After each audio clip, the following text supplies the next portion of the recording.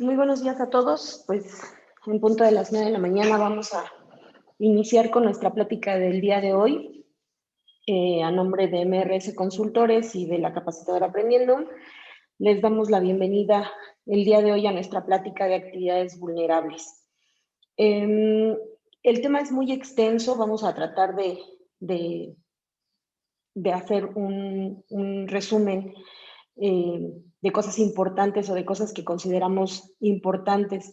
La finalidad o lo que nosotros buscamos al hablarles el día de hoy acerca de las actividades vulnerables tiene que ver con que podamos hacer una revisión dentro de nuestras empresas para ver si no estamos omitiendo alguna clase de presentación que necesitemos hacer. Pero ¿qué son o de qué vamos a hablar en este curso de actividades vulnerables? Pues bueno, lo primero que necesitamos saber es qué son esas actividades vulnerables. Bueno, la definición que da la autoridad o la definición que se da en relación a esta clase de actividades es que nos dicen que estas actividades resultan ser no financieras.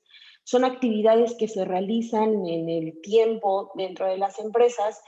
Sin embargo, se consideran vulnerables porque pueden llegar a ser utilizadas por personas que se dedican a la delincuencia organizada y entonces a través de esta clase de actividades puedan utilizar o reutilizar recursos que se obtienen a través de una comisión de actividades delictivas para poder hacer uso de ellas o para poder blanquear esos capitales. ¿De qué actividades estamos hablando? Pues de aquellas actividades que nosotros comúnmente conocemos como las actividades de lavado de dinero. Entonces, como primer punto, entenderemos que cuando hablamos de actividades vulnerables, estaremos hablando también de aquellas o son esas mismas actividades que la autoridad llama como actividades de lavado de dinero. Pero ¿qué es? ¿Qué es eso que tanto escuchamos o de lo que tanto vemos en las noticias o comentarios que se hacen en relación a este concepto de lavado de dinero? Pues bueno, lo que nos dicen es que es una actividad en la cual se procesan ganancias derivadas de actividades criminales y lo que hacen es disfrazar una procedencia ilícita, permitiendo a las organizaciones o a estas organizaciones criminales gozar de los ingresos que se obtienen sin poder declararlos o sin estar haciendo una actividad lícita. ¿Qué otro concepto tenemos acerca del lavado de dinero? Pues bueno, nos dicen que el lavado de dinero es cualquier clase de proceso de limpia que se hace del capital que se obtiene de una manera ilícita y lo aleja de su origen delictivo, de manera que le permite ser usado dentro de la economía legal. Entonces, ¿qué es lo que se hace o qué se lleva a cabo cuando nosotros hablamos o cuando nosotros decimos que alguien está blanqueando capitales o está lavando dinero? Pues es efectivamente esto, un dinero que se consiguió o que se obtuvo de una manera ilícita, que se está buscando meterlo a la economía del país o a la economía normal dentro de una forma legal o queriéndolo hacer a través de una forma legal. Cuando el gobierno empezó a tener tratados internacionales, empezó a tratar de alinearse con algunos tratados en el mundo, pues empezó a dar cuenta que existían muchas prácticas de este tipo dentro de las actividades comunes o normales de las personas. Es por eso que el gobierno decide implementar una estrategia para llevar a cabo una prevención y un combate hacia este punto en específico, hacia el lavado de dinero. ¿Cuál es el propósito que la autoridad tuvo, que el gobierno tuvo para poder implementar estas estrategias? Pues bueno, primero necesitaba fortalecer la lucha contra estas actividades criminales, creando un sistema integral que estuviera enfocado directamente en dos metas fundamentales. La primera era impedir que las organizaciones delictivas dispongan de sus ganancias y otra era judicializar oportuna y efectivamente los casos de alta relevancia. Algo que es muy importante y que me gustaría comentarles antes de seguir es, cuando nosotros hablamos o cuando nosotros utilizamos el concepto de lavado de dinero, pensamos en todas aquellas personas que se dedican a actividades criminales porque también así lo dice la autoridad. Sin embargo, en el paso vamos a irnos dando cuenta que muchas de las actividades no necesariamente tienen que ver con personas que secuestran, que venden droga, que venden armas, es decir, que tienen exactamente una actividad criminal. Muchas veces, sin darnos cuenta, podríamos estar teniendo una actividad que puede recaer en el lavado de dinero sin que necesariamente constituya una actividad criminal. En México, el lavado de dinero se tipifica como operaciones con recursos de procedencia ilícita, según lo marca el artículo 400 bis del Código Penal Federal. Es por eso que cuando el gobierno empieza a detectar o a crear estrategias para esta prevención, entonces crea una ley en México que hoy todos conocemos como la Ley Federal para la Prevención e Identificación de Operaciones con Recursos de Procedencia Ilícita, mejor conocida como la Ley Antilavado de Dinero. ¿Pero qué antecedentes tiene esta ley? Pues bueno, a partir del ejercicio o a partir del año 2012, la autoridad publica esta ley, la Ley Federal para la Prevención e Identificación de Operaciones con Recursos de Procedencia Ilícita.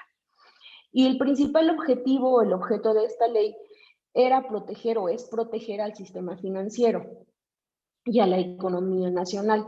¿Qué es lo que pretendía hacer desde el principio? Pues era establecer medidas y procedimientos que le permitieran prevenir y a su vez detectar actos u operaciones que involucraran recursos de procedencia ilícita. Recuerden que al principio nosotros hablamos que si bien estas actividades no son meramente financieras, al momento de que estos capitales o de que estos recursos desean blanquearse o desean limpiarse, pues quieren entrar a una economía legal. Esa es la razón por la que uno de los principales objetivos era proteger el sistema financiero, porque algo que se había obtenido de manera ilícita se iba ahora a meter al sistema financiero. ¿Cuáles son o cuál es el objeto de esta ley? Como ya lo comentamos, primero era proteger al sistema financiero y a la economía. Después, establecer medidas, como lo vimos hace un rato, para prevenir o detectar operaciones o actividades en las que se estuvieran involucrando recursos que no tuvieran una procedencia de actividades lícitas. ¿Cómo lo iban a hacer o cómo lo hacen? Pues a través de tener una coordinación con diferentes instituciones en el país. ¿Qué otra cosa tiene como objeto? Pues recabar información o recabar elementos que le permita a las autoridades investigar y perseguir delitos en donde se estén utilizando o en donde se metan recursos de procedencia ilícita. ¿A dónde? Pues al sistema financiero. Entonces, con esta ley, lo que la autoridad pretende es, pues, tener información. Algo que es muy importante es, esta ley no es recaudatoria. Si ustedes leían el texto de la ley, decía que es una ley preventiva, es para prevenir que se estén utilizando recursos ilícitos y que se puedan meter a la economía legal. Entonces, esta ley no es para recaudar, no tiene una tasa, no tiene una tarifa, no tiene una base gravable. Sin embargo, sí nos permite o sí le permite a la autoridad tener información y muchos elementos que les permita perseguir un delito en su caso. Busca darle un seguimiento a todo aquel dinero que ha tenido ya o que se ha metido de alguna manera o que se ha blanqueado para meterlo a la economía. Es por eso que la autoridad lo que hace es dar un seguimiento de paso a paso, cómo es que se obtiene ese dinero, le da seguimiento hasta saber en dónde quedó y quiénes lo están manejando. Inicialmente, y esto es, les comentaba ya hace un rato que con los acuerdos que ha hecho México a nivel internacional, No somos el único país que tiene una ley de este tipo, una ley que esté identificando o que busca prevenir esta clase de operaciones. En muchos lugares del mundo, de donde México puede llegar a ser partícipe, existen estrategias que permiten a los países identificar estas operaciones. Inicialmente, la ley se llamaba Ley Federal para la Prevención e Identificación de Operaciones con Recursos de Procedencia Ilícita y de Financiamiento al Terrorismo. Cuando se crea la ley en el 2012, este era su nombre inicial, pero deciden finalmente quitarle este apartado y de financiamiento al terrorismo, y es entonces que solamente se queda hasta de procedencia ilícita. Entonces, este es como un antecedente de la ley. Como se los mencionaba hace un rato y como la propia ley, el nombre de la ley lo dice, es preventiva, es administrativa y no es penal. Y lo que les decía, no es recaudatoria. Sí se relaciona con dinero, ya sea en transferencias o en efectivo, e incluso en bienes, pero no es no busca recaudar. ¿Quiénes son las personas o quiénes son los organismos dentro de nuestro país que están involucrados? Pues bueno, las autoridades competentes principalmente son la Secretaría de Hacienda y Crédito Público, el Servicio de Administración Tributaria, la Procuraduría General de la República y finalmente la famosa UIF, que es la Unidad de Inteligencia Financiera. Entonces, para darle seguimiento a cada una de estas actividades o a cada una de estas operaciones, se crea principalmente esta unidad de inteligencia, que es la que le va dando seguimiento o es la que va detectando irregularidades en ciertas actividades. Sin embargo, todos ellos, desde la Secretaría de Hacienda, el Servicio de Administración Tributaria, la Procuraduría, trabajan de manera conjunta, de manera que puedan obtener resultados en relación a las revisiones que puedan ir haciendo. ¿Quiénes son los participantes de este régimen preventivo? Pues como primera instancia tenemos a la Unidad de Banca y de Valores, de Ahorro y Unidades de Banca de Desarrollo, como pues a través de la emisión de la normatividad en materia. Ellos fueron los que emitieron. ¿Quiénes son los sujetos obligados? Pues los que hicieron la aplicación de políticas, la identificación y el conocimiento de clientes y usuarios. En un momento más o un poquito más adelante vamos a ir viendo cuáles son las características de estos términos que utiliza la ley, cómo es identificar, cómo es cliente, cómo es usuario, los vamos a ir viendo un poquito más adelante. ¿Quién más participa también? Pues la Comisión Bancaria y de Valores. ¿Por qué? Pues porque a través de ella o a través del sistema financiero es donde se pueden observar todas las operaciones que se hagan o todas las operaciones que los usuarios hagan, y entonces ellos se encargan de hacer una supervisión. Primero al movimiento que se hace, ¿no? Y a través de esta, pues se pueden incluso imponer ciertas sanciones o pueden ser como un informante, si lo queremos llamar de esta manera, donde ellos prenden una alarma y le avisan a la autoridad: creo que esta persona o creo que esta empresa está llevando a cabo actividades que no son normales o actividades extrañas, y entonces finalmente ellos son los que le avisan a la autoridad para que ellos a su vez, pues en un momento determinado puedan emitir un requerimiento.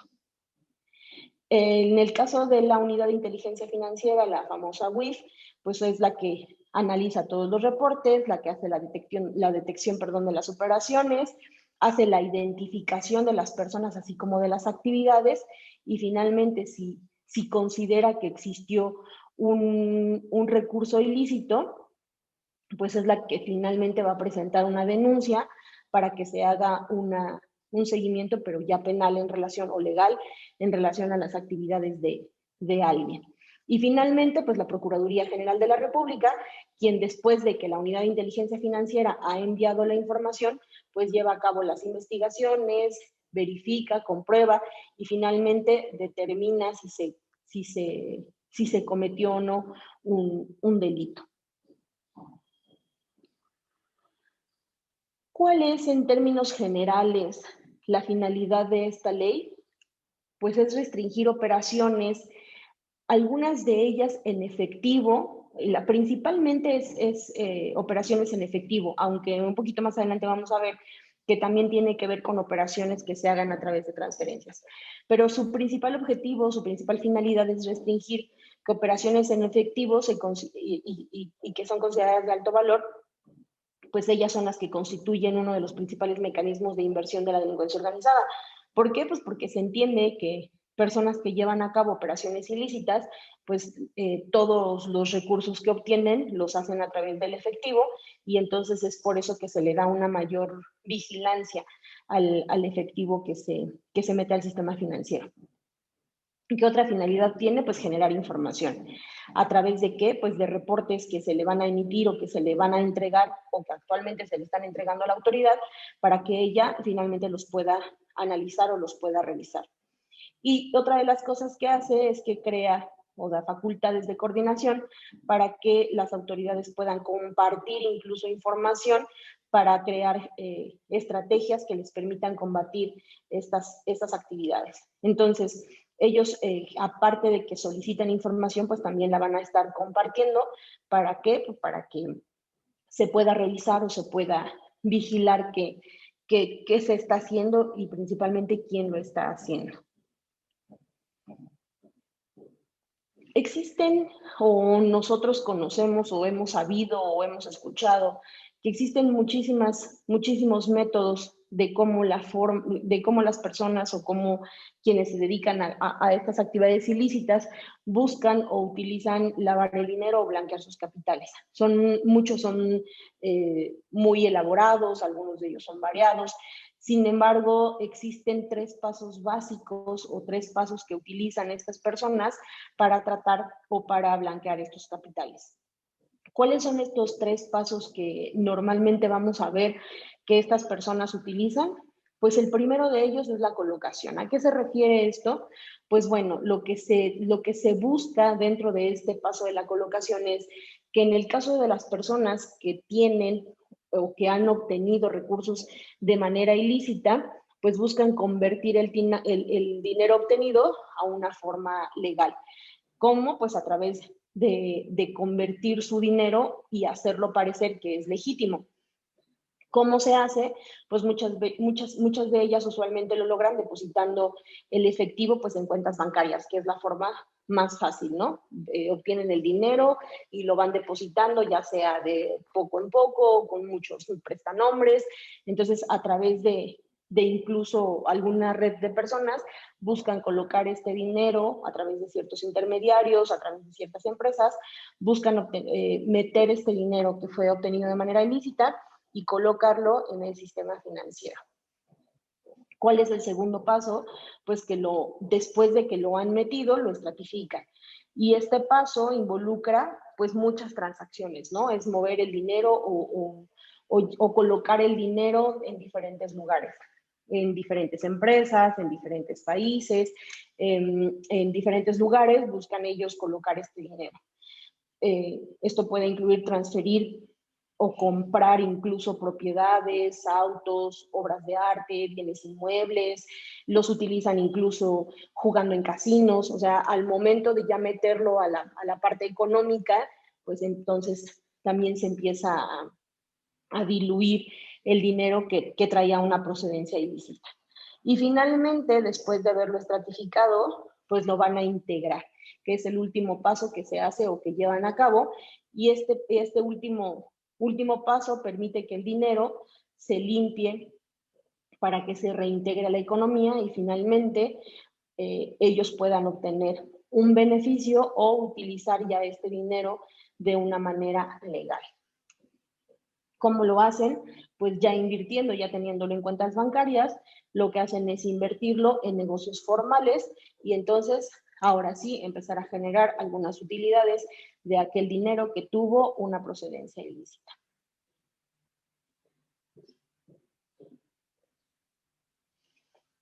Y entonces, regresando otra vez un poco a lo que la ley hace después de haber visto que se hacían o que se llevaban a cabo toda esta clase de pasos, pues entonces ellos buscan que la ley se base en 2 ejes. Uno tiene que ver con las obligaciones que se tienen que presentar y otra tiene que ver con las prohibiciones. A partir del artículo 17 en adelante de la Ley Federal de Prevención, nos empieza a hablar ya acerca de quiénes están obligados o qué actos están obligados a ser identificados. Como comentamos hace un rato, la ley lo que busca es obtener información, prevenir a través de tener información.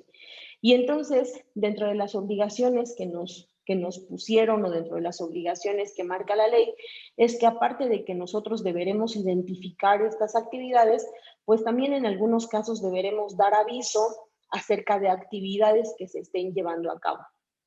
Por otro lado, la ley también hace prohibiciones a ciertas actividades, pero principalmente no a llevar las actividades, sino la prohibición está en recibir o liquidar o pagar en efectivo o incluso con algunos metales preciosos algunas actividades. Entonces, la ley tiene dos ejes. Primero, las obligaciones que debemos de tener y después las prohibiciones que necesitamos conocer. Dentro de estas obligaciones, la Secretaría de Hacienda y Crédito Público creó un portal en el que nosotros tendremos o tenemos que dar aviso acerca de estas actividades o acerca de las actividades que ellos consideran que son vulnerables. ¿Para qué? Pues como lo hemos venido repitiendo, con la finalidad de identificar operaciones que son riesgosas. Tanto la ley como su reglamento facultan de alguna manera a la unidad de inteligencia financiera, que como comentamos hace un rato, ella es la que se dedica a ir vigilando o a ir revisando, le permite a esta unidad recabar toda la información o todos los elementos que ellos consideren que son los necesarios para poder identificar y a su vez prevenir operaciones que están vinculadas con algún delito. Y que este dinero pues no entre a la economía formal. Y entonces, para que nosotros podamos dar avisos o para que nosotros podamos saber cuáles son las actividades que la autoridad considera que son vulnerables y que nosotros tenemos que estar informando, pues primero necesitamos saber de qué actividades estamos hablando. Y entonces volvemos otra vez a que a partir del artículo 17 en adelante de la Ley Federal de Prevención de Recursos de Procedencia Ilícita, pues vamos a empezar a ver cuáles son las actividades que la autoridad considera que necesitamos identificar. Y entonces, les puse aquí el resumen, y este es el resumen, básicamente es una captura de pantalla de lo que tiene el portal. En un ratito vamos a hablar acerca del portal que tiene el SAT en relación a estas actividades. Y entonces, si se fijan, aparte de traer muchísima información, que también se los voy a comentar en un momento, cuando habla acerca de las actividades vulnerables, pues no hace otra cosa más que marcar cada una de las actividades que nos marca la ley del artículo 17 al 23. Entonces nos dice que cuáles son aquellas actividades vulnerables. Nos habla primero de los activos virtuales.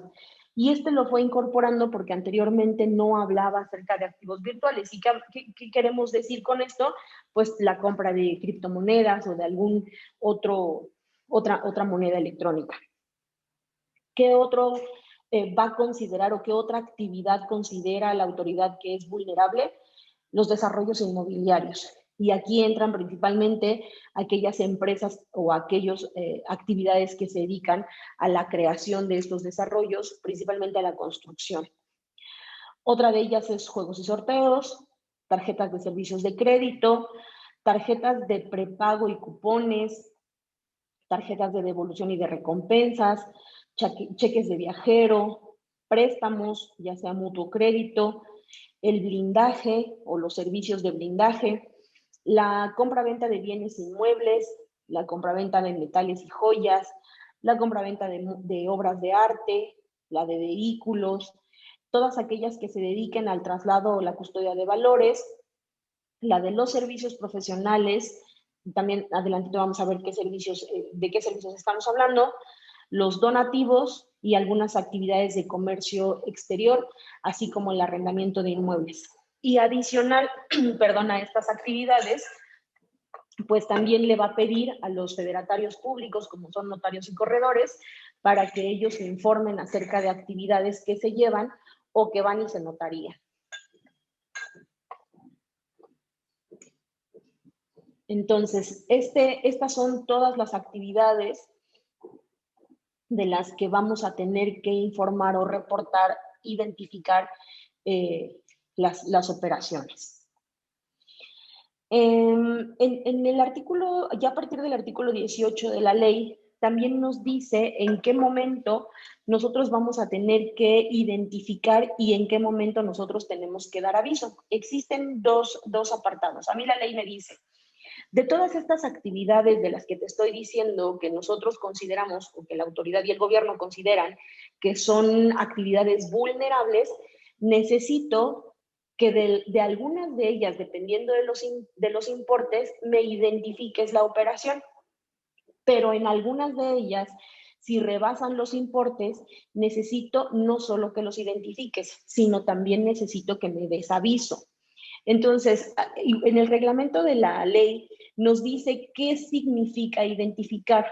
No me voy a detener mucho en ello porque la verdad es que sí es un poco más extenso en conocer punto a punto cuáles son la información que nosotros requerimos en relación a la identificación.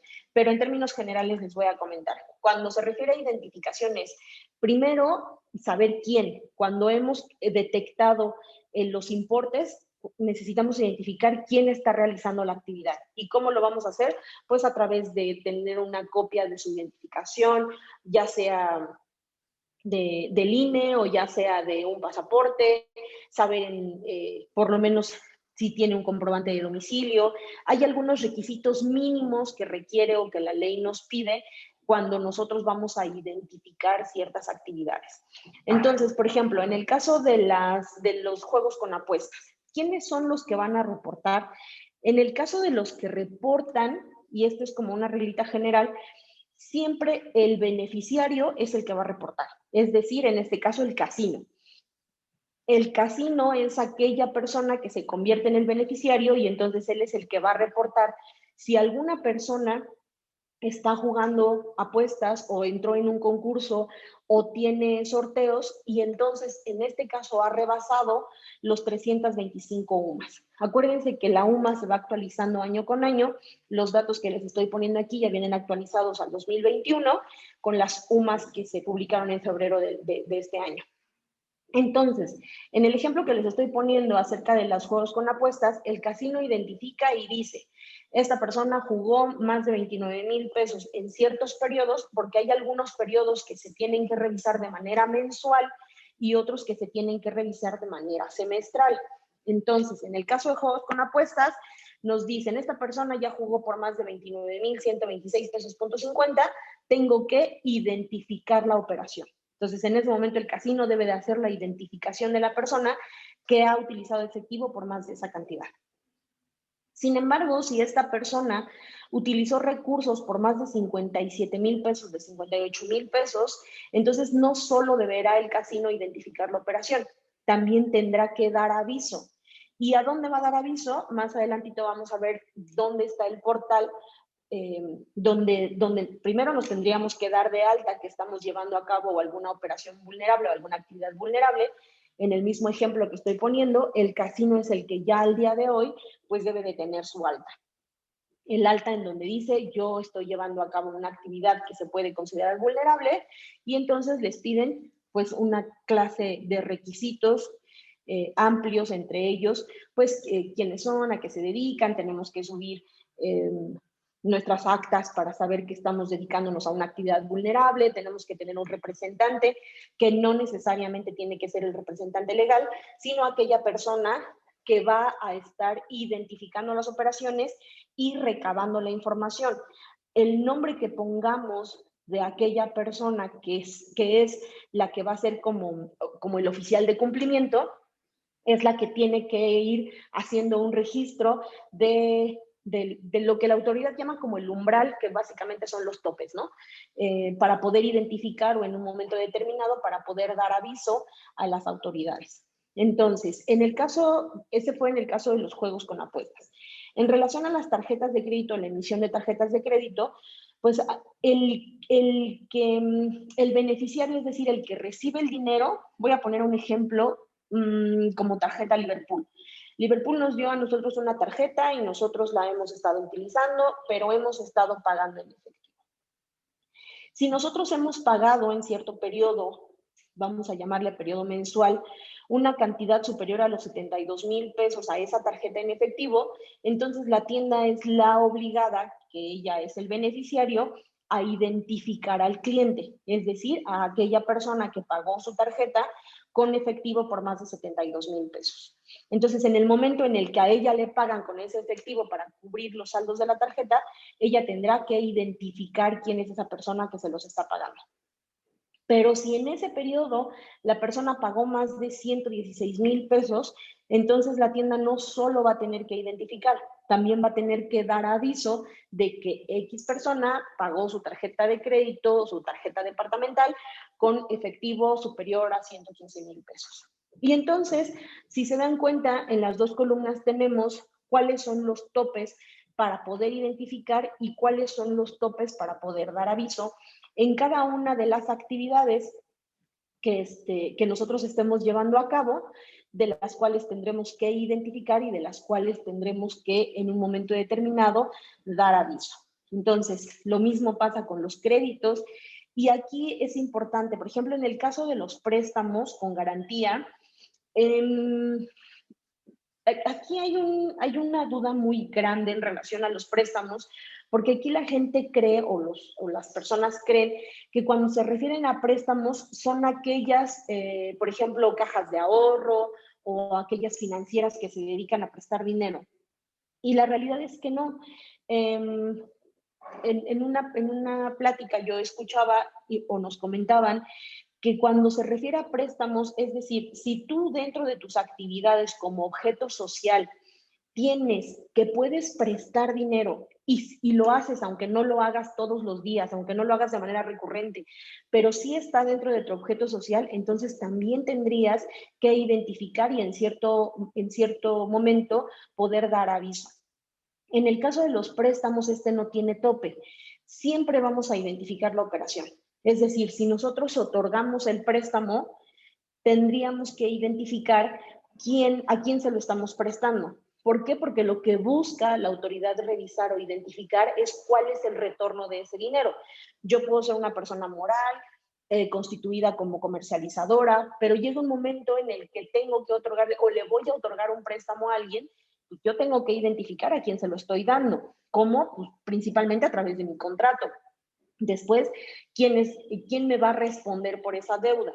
Pero lo más importante o lo que a la autoridad le interesa saber es cómo va a retornar ese dinero a nuestras empresas. Si lo hacen en efectivo o tendríamos en un momento determinado a través de los umbrales dar aviso acerca de estos. Lo mismo sucede con las ventas de coches, lo mismo sucede con el traslado de valores, lo mismo sucede con el transporte y la custodia de valores, con la recepción de donativos, con las operaciones virtuales. Entonces, es importante que primero identifiquemos si nosotros estamos llevando o nosotros somos beneficiarios de una actividad que la autoridad considere vulnerable, para entonces poder identificar y en un momento determinado poder dar aviso acerca de nuestros clientes.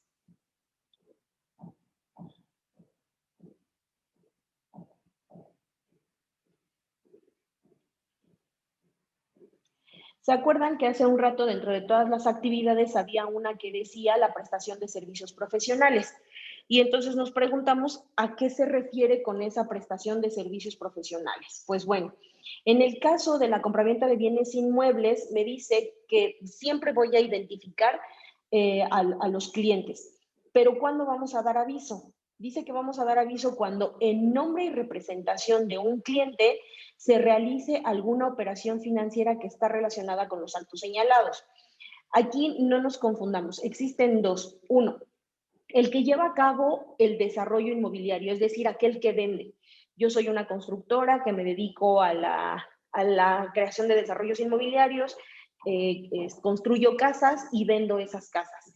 Cuando yo las venda, primero necesito saber si la persona a quien se la estoy vendiendo me va a pagar en efectivo, y si me va a pagar en efectivo, reviso si lo tengo que identificar, que en este caso siempre lo tengo que identificar, y si me va a pagar una cantidad que sobrepasa el tope, lo tengo que reportar, o lo tengo que reportar. Pero puede existir que el trato no lo haga yo directamente con el que va a ser el dueño de la casa, sino que existe un tercero que funge como el comprador a quien se le dio un poder para que pudiera llevar a cabo las actividades de compra, para no conocer al último beneficiario, al tercero beneficiario.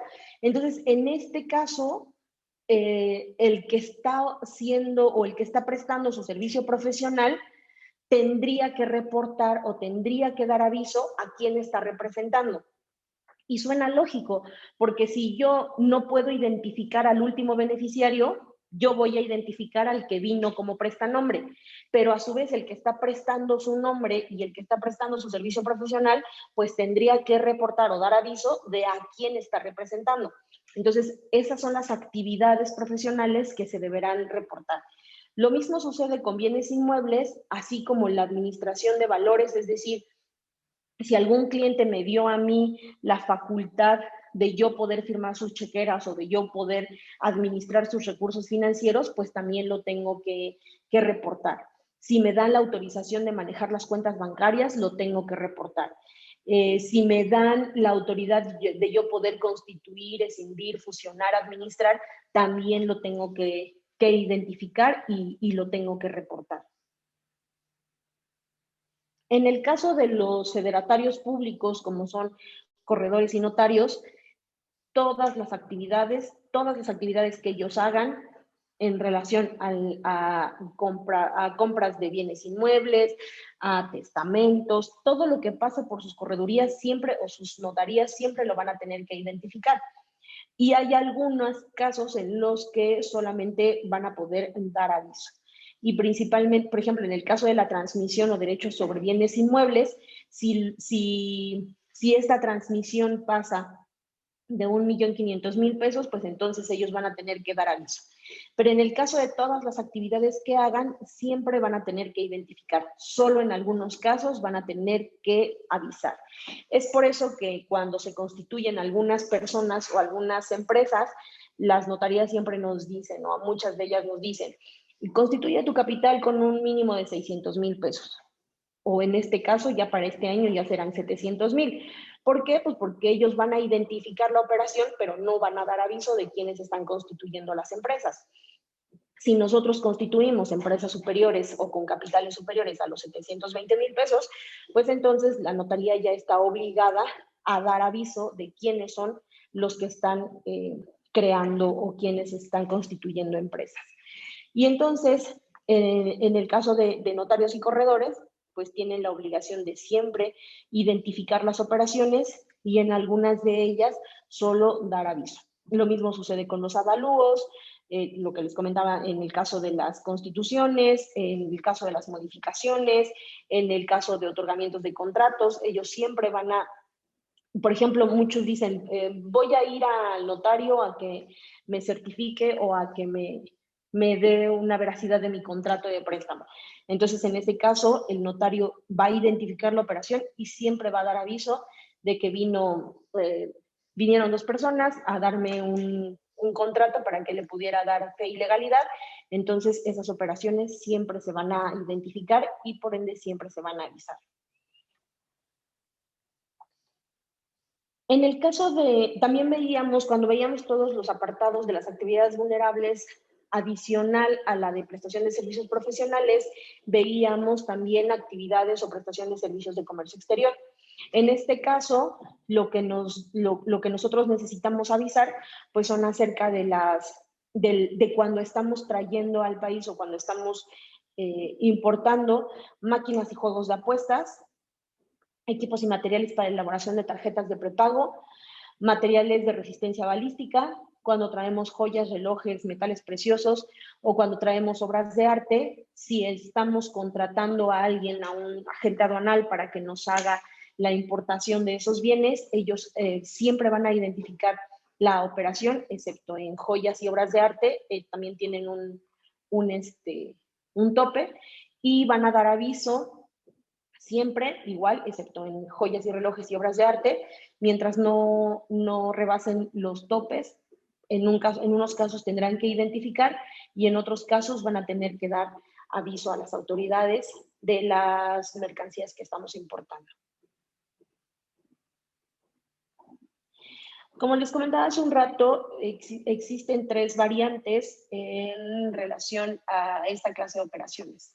Una de ellas tiene que ver con la identificación de la operación, otra tiene que ver con el aviso o con reportar la operación, y la otra de ellas, que resulta ser la más grave, es la prohibición. Hay algunas restricciones y unas prohibiciones en las que la ley es muy clara y nos dice que de ninguna manera podríamos recibir efectivo. Esta ley establece en ciertos actos o en ciertas operaciones esta restricción para no aceptar o para no recibir efectivo o algún pago a través de metales o piedras preciosas. ¿Cuáles son estas clases de operaciones que la ley establece en las cuales existe esta restricción? Pues bueno, actividades como la compraventa de inmuebles. Estas tienen un límite de 8,025 UMAS, que estamos hablando de un límite en pesos de 719,000. Si yo soy quien me dedico a desarrollos inmobiliarios, estoy vendiendo casas y alguien viene y me paga 800,000 pesos en efectivo por la compra de un bien, yo estoy limitado, no puedo vender, no puedo recibir el efectivo. Es muy claro que muchas personas dicen, pues a veces no es que uno quiera, ¿no? En el caso de las agencias o de las personas que venden autos, vienen, te dejan el dinero y se llevan el coche. Lo que tendremos que hacer es identificar las operaciones. Pero en montos que tienen estos límites que ustedes ven del lado derecho, si el pago de estos servicios, es decir, de la actividad, se hace con montos mayores a las cantidades que estamos viendo, tenemos prohibición de vender o tenemos prohibición de recibir. Ahí no solamente tendríamos que identificar y reportar, ahí no podríamos llevar a cabo la actividad. ¿Cuáles son las obligaciones que nosotros tenemos o qué obligaciones vamos a tener cuando vamos a hacer nuestros reportes? Pues primero es identificar a los clientes y a los usuarios. ¿Quiénes van a llamar o a quiénes van a llamar clientes o usuarios? Pues son aquellas personas que realicen las actividades sujetas a supervisión y verificación. ¿A quiénes van a revisar? ¿A quién va a revisar la autoridad que están haciendo estas actividades? También vamos a tener un apartado que se llama relación de negocios, y en esta relación de negocios se solicitará al cliente o al usuario información sobre las actividades que se están llevando a cabo, así como su alta.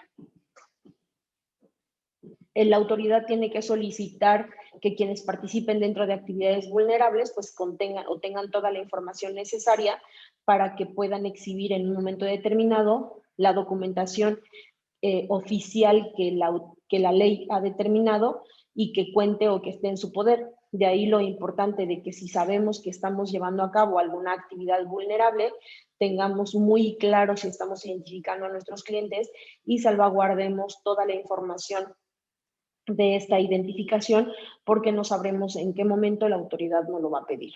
¿Y por qué lo comentamos? Pues porque la autoridad tiene las facultades para poder hacer verificaciones y para poder hacer visitas domiciliarias en las que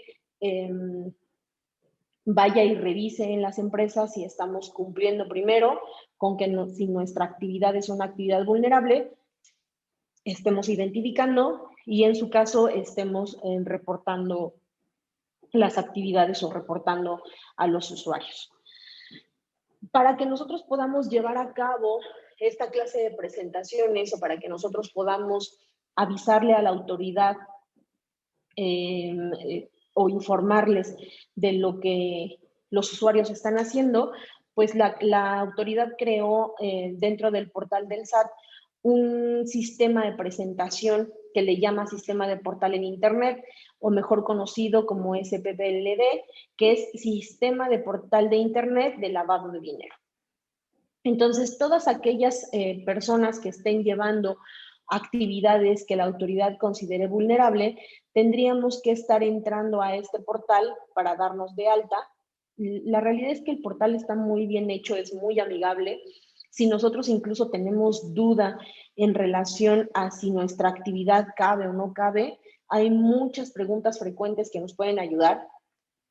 Nos va dando en verdad una guía punto a punto, es decir, por ejemplo, si yo me dedico a los desarrollos inmobiliarios y me meto a ese apartado, me da toda la información necesaria que requerimos para saber si somos sujetos a reportar, en qué momento, cuándo lo tenemos que hacer, tiene los calendarios.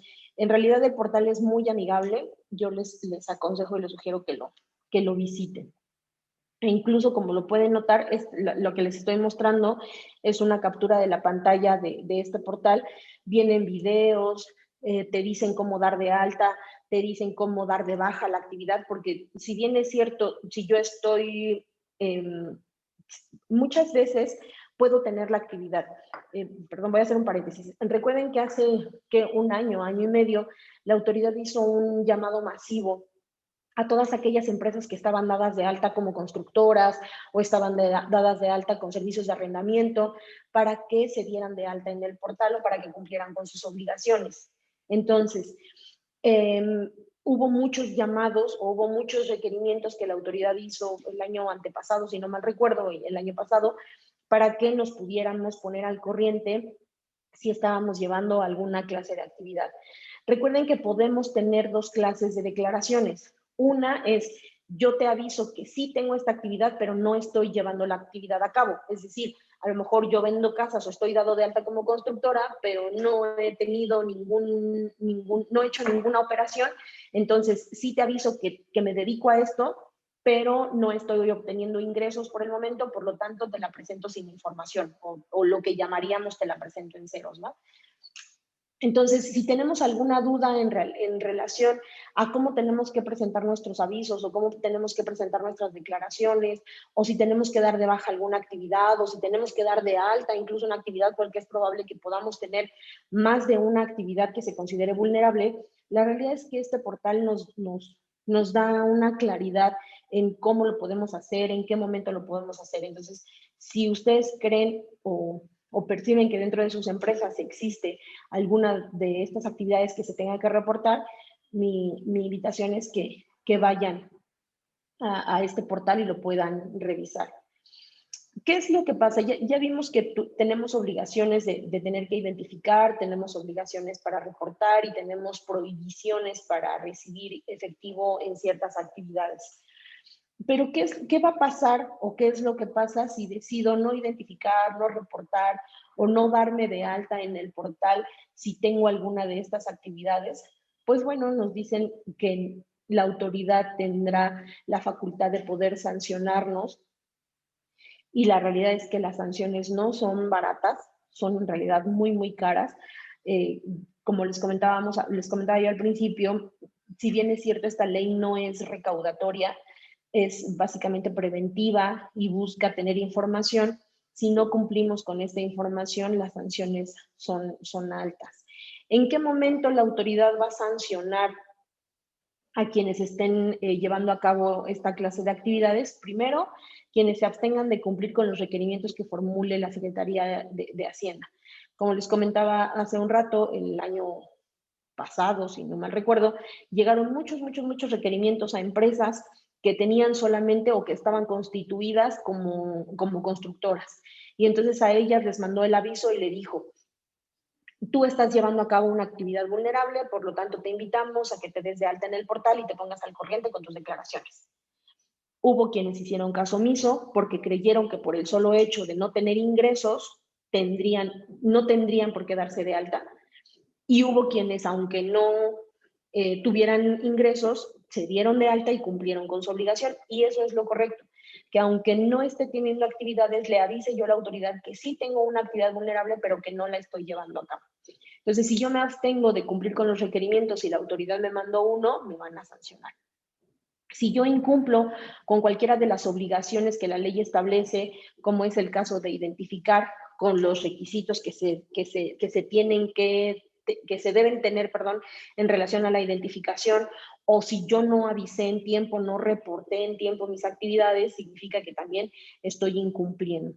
Si incumplo con las obligaciones de presentar estos avisos, pues es muy probable que la autoridad me vaya a sancionar por no hacerlo. ¿Y cuáles son las sanciones? Pues también vienen separadas en relación a la actividad que estemos realizando. Si nosotros nos abstenemos de cumplir o de darle cumplimiento a los requerimientos que nos marca la ley, por ejemplo, en el caso de que me dedico o que tengo un casino, pues me pueden dar una cancelación o me pueden cancelar definitivamente el lugar, ¿no? Podría yo no seguir con mis actividades. En el caso de sanciones económicas, las sanciones económicas que puedo tener por no cumplir o por si la autoridad me dijo que debo cumplir y no cumplí, va desde los 200 hasta los 2,000 UMAS. Aquí dice, o la ley así lo marca como salarios mínimos, pero recordemos que a partir de 2014 o 15, todo lo que era salarios mínimos se fue a UMAS. Entonces, ¿cuál sería mi pena económica? Pues yo tendría que pagar de 17,000 pesos hasta 179,000 pesos si no hice caso al requerimiento de la autoridad. Lo mismo si no cumplí con mis obligaciones, mi multa puede ir de los 17 a los 179, adicional a que me hagan la cancelación de mi autorización. Lo mismo si no identifiqué, lo mismo si no avisé. En el caso de que yo haya enviado información y que esta información no haya sido completa o no tenga todos los requerimientos que la autoridad necesita dentro de los avisos, pues también si yo mis avisos los mandé con información faltante, entonces también tendré que pagar una multa o me podrán sancionar con hasta 179,000 pesos. En el caso de los federatarios públicos, corredores, notarios, en ellos las multas resultan ser más caras, ¿no? En el caso de ellos, si no pagan las obligaciones de sus clientes, pues sus multas pueden ir desde 179 hasta los 896,000 pesos. En el caso de la omisión de avisos que ellos puedan hacer, pues primero les podrían revocar sus permisos y sus multas podrían ir hasta los 5,800,000 pesos. ¿Cuándo se van a reportar o cuándo se supone que se deben de reportar estas actividades? Pues una vez que nosotros hayamos hecho el aviso o nos hayamos dado de alta en el portal avisando que tenemos una actividad vulnerable, pues a partir de ese momento nosotros tendremos a más tardar el día 17 de cada mes inmediato posterior a aquel en el que se realicen las operaciones que dieron origen para que nosotros podamos avisar si es que necesitamos avisar, porque probablemente, lo que les decía, podemos tener una declaración en la que decimos, sí tuve la actividad, pero ninguna de mis operaciones rebasó los umbrales, por lo tanto solo las identifiqué, no las tengo que reportar. Y habrá operaciones que tengamos que reportar, entonces las tendremos que hacer en las fechas, en el día 17 posterior a aquel en el que se originó la actividad. Por último, aquí les quiero dejar dentro del material que preparamos para ustedes. Esta es la liga o este es el link en el que ustedes pueden accesar o en el que ustedes pueden entrar al portal para poder revisar ya sea la información que requieran, ya sea si tienen dudas, ya sea si quieren revisar las preguntas frecuentes, si quieren ver los videos o los tutoriales que hay ahí, si quieren confirmar si lo que están llevando a cabo es una actividad vulnerable. Toda esa información la pueden encontrar dentro de este link en el que ustedes pueden accesar de manera directa y la realidad es que toda la información que está ahí está muy digerible, está muy fácil de entender. Entonces, Adicional, pues nosotros nos ponemos a sus órdenes siempre por si quieren que revisemos algún caso en particular, lo podemos ir viendo. Y aquí pues está básicamente toda la información. Como les comentaba al principio, lo que nosotros buscamos era dar por lo menos un resumen general de lo que las actividades vulnerables son, lo peligroso que también puede ser el no identificarlas o el no reportarlas. Ya se dieron cuenta que las sanciones son muy altas. Entonces, pues es nuestra finalidad. De verdad, yo espero que se lleven información. Si tienen dudas al respecto, pues nosotros continuamos a sus órdenes. No sé si tengan alguna duda o si tengan alguna pregunta que deseen compartir. Recuerden que las preguntas nos sirven a todos.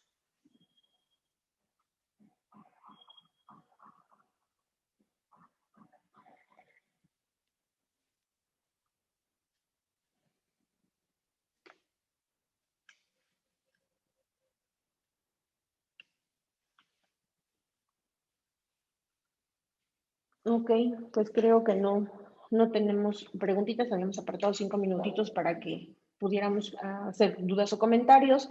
En caso de que no tenemos comentarios o dudas al respecto, pues nos reiteramos a sus órdenes. Les agradecemos mucho de verdad que nos hayan acompañado el día de hoy.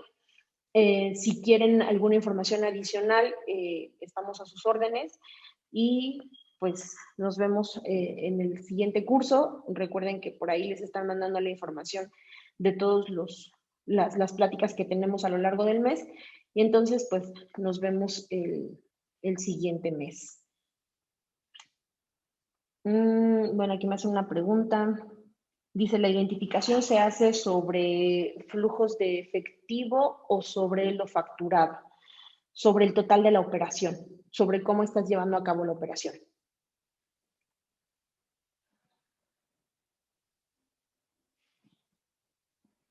Que en este caso pues sería el total de lo que facturaste. Aquí lo que es importante es saber si tu identificación la vas a hacer, porque acuérdate que dentro de la ley también nos dice que hay operaciones que se tienen que identificar de manera mensual y hay operaciones que se tienen que identificar de manera semestral. Aquí lo que es importante en relación a los periodos semestrales es que la autoridad no me habla del periodo de enero a junio y de julio a diciembre, sino me dicen un periodo de 6 meses. Entonces, si por ejemplo yo tuve operaciones con mi cliente enero, febrero y marzo y ya no lo tuve los demás meses, pero en este periodo rebasó, entonces reporto. Pero a lo mejor ya en enero, febrero y marzo no rebasó, pero si sumamos marzo, abril y mayo, o marzo y abril sí rebasó, entonces los semestres son consecutivos, no son partidos. Dice, arrendamiento se acumula en 6 meses, pero solo lo identificado, ¿ok? Entonces, las operaciones que tú hayas, el importe del servicio que tú estés prestando es el que tendrás que identificar para, para tener todos tus expedientes. Si ya te toca reportarlos, entonces ya tendrías que hacerlo.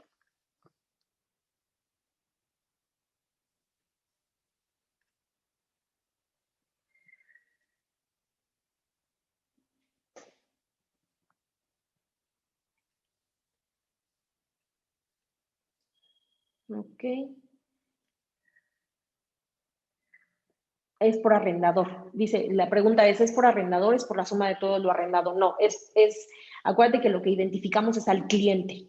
Entonces, lo que nosotros tenemos que reportar es a quién le estamos prestando el servicio.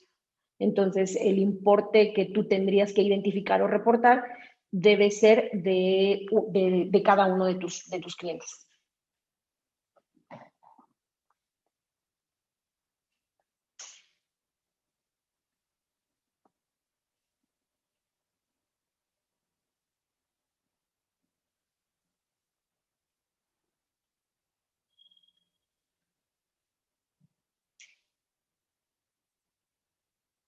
Dice, si no llego al umbral de identificación, ¿se va en ceros este mes? Sí, tendríamos que decir que sí tuvimos operaciones, pero que no rebasamos los umbrales. O sea, sí tengo que reportar, sí tengo que presentar mi declaración para cumplir con mi declaración, porque sí llevé a cabo las actividades, pero le tendría que decir que la presento sin operaciones.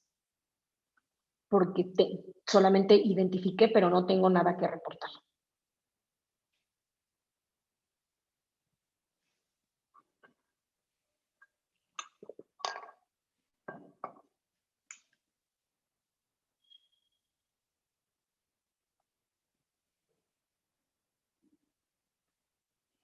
Ok, pues no sé si tengan alguna otra pregunta. Como les comento, en la realidad las preguntas son para todos porque nos ayudan a aclarar dudas que podamos tener. Pues si no tenemos más preguntas, me reitero nuevamente a sus órdenes y les agradezco muchísimo. Recuerden que el curso no termina aquí. Existe mucha información. Sí les invito a que revisen de verdad el portal, es muy amigable. Muchísimas gracias a todos, que tengan una excelente mañana y un excelente día. Nos vemos la próxima. Gracias.